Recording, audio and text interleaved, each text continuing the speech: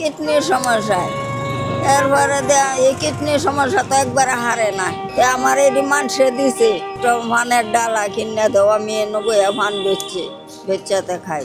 মিরপুরের রাস্তামুখী এক কোণে ফুটপাতে বসে আছেন ৭৫ বছর বয়সী আনোয়ারা বেগম। জীবনের সবটুকু সময় পরিশ্রম করে কাটানো এই নারী আজও প্রতিদিনের মতো পান বিক্রি করেন। স্বামী নেই কোনো পুত্র সন্তান। নিঃসঙ্গ জীবনকে ভরসা করছেন নিজের শ্রম আর আল্লাহর উপর। ছেলে নাই, স্বামী নাই, কে খাওয়াইবো আমারে?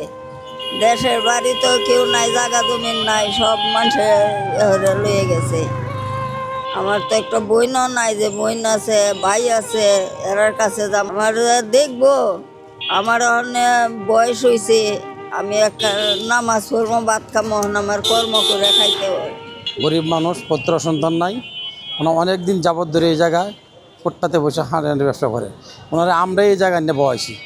ওনারা খুব অসহায় মানুষ, অনেকজনের দান দক্ষিণা করে, ঈদাসান দেওয়ানোর সব কিছু করে।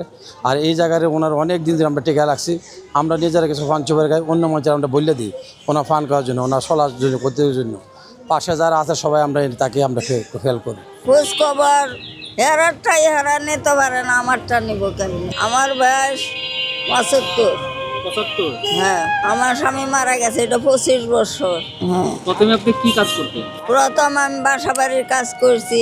দীর্ঘ সময় রাস্তার ধুলোবালুর সঙ্গে লড়াই করে, শীত গরম উপেক্ষা করে পান বিক্রি করেই চালান তার জীবন। অসুস্থ শরীর, বয়সের ভার সবকিছু সত্ত্বেও তিনি থেমে থাকেননি। আমার একটু কিডনির সমস্যা হয়েছিল, পরে এরাই ভালো করছে। ভালো করার পরের থেকে না করছে, তোমার আর বাসা বাড়ির কাজ করার দরকার নাই, তুমি দেখো কোনো ব্যবসা করে খাইতে রুন। ব্যবসা কিন্তু করবো, হাতে টাকা নাই, পয়সা নাই। আমার এই মানুষে দিছে, মানুষে দেওয়ার পরে আমি একজনে কই আমার একটা ফানের ডালা কিনে দেওয়া, আমি নবই ফান বেচাতে খাই। তখন এইটা লয়ে বইছি, এইটা দিয়ে চলতেছি। সবচেয়ে বড় তো কিডনির সমস্যায় এরপরে এই কিডনির সমস্যা তো একবারে হারে না।